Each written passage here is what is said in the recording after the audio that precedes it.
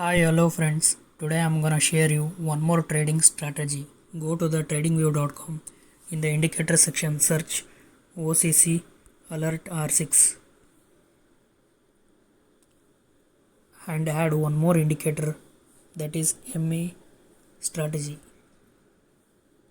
Emperor BTC. Now both the indicators are applied.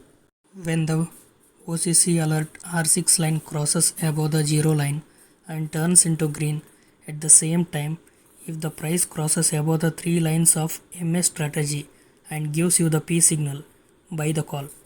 When the OCC alert R6 line crosses below the zero line and turns into red, at the same time, if the price crosses below the three lines of MA strategy and gives you the N signal, sell the call. Before applying it to the real money trading, do backtest the indicator, do paper trade, minimize the stop loss and gain more profits. At the last, don't forget to follow the page.